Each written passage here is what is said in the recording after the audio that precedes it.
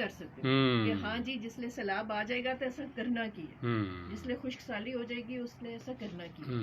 तो सब तो बड़ा मसला है कि दो बहुत बड़े इम्तिहान आ रहे हैं।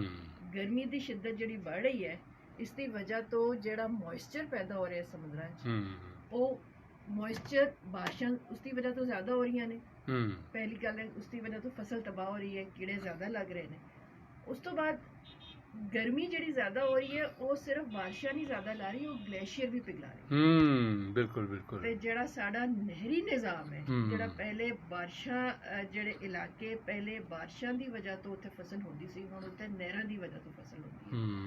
ते असीं अपने आप नूं ज़राई मुल्क भी इसी वजह तो कहने हैं कि यह सारा नहरी निजाम कित्थे जेड़ा पानी जेड़ा आंदे ओह ना ग्लेशियर तो आंदा। बिल्कुल ठीक।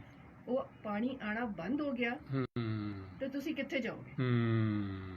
फिर तुसी उसी बारिशां ਅਸੀਂ ਕਹਾਂਗੇ इंडिया ने पानी बंद करता, बस फिर सौ जाएंगे, फिर सौ जाएंगे।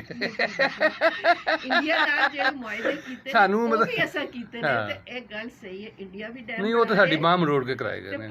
वो तो मैं सिंध तास मायदा जेड़ा है ना जिंज साडी बाह मरोड़ी गई है और जिंज लंबे पए ने सब नु पता है। नेहरू एवं नहीं टप टप के इत्थे आया सी।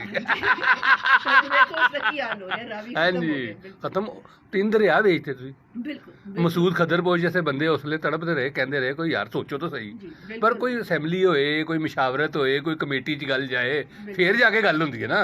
यह जो वन मैन शो हुंदा है ते फिर ते फैसले जेड़े हैगे ने वो इंज ही होने ने, वो भी किसी होर नूं कहण दे बजाय अपने आप नूं कहना चाहिए। उस तो इलावा कुदरत दा बिल्कुल ख्याल नहीं कीता कि हाँ कुदरत जेड़ा है वो दरिया वगदे ने, कुदरत दरिया नूं रोकदी नहीं है। ਅਸੀਂ भी रोज यही पॉलिसी मेकर्स को यही हल सुनने हैं कि उत्थे डैम बना दो, डैम बना दो, बिल्कुल कि ग्लेशियर पिघल गए हैं, हमने पानी को रोकना है, स्टोर करना है, डैम बनाने हैं। डैम कितने अरसे वास्ते पानी डैम ਬਈ ਤੁਸੀਂ ਸ਼ਮਸੀ ਦਾ ਸੋਲਰ ਤੇ ਚਲੇ ਜਾਂਦੇ, ਬਾਰਿਸ਼ਾਂ ਹੋ ਗਈਆਂ ਤਾਂ ਸਾਨੂੰ ਡੈਮ खोलने पड़ेंगे।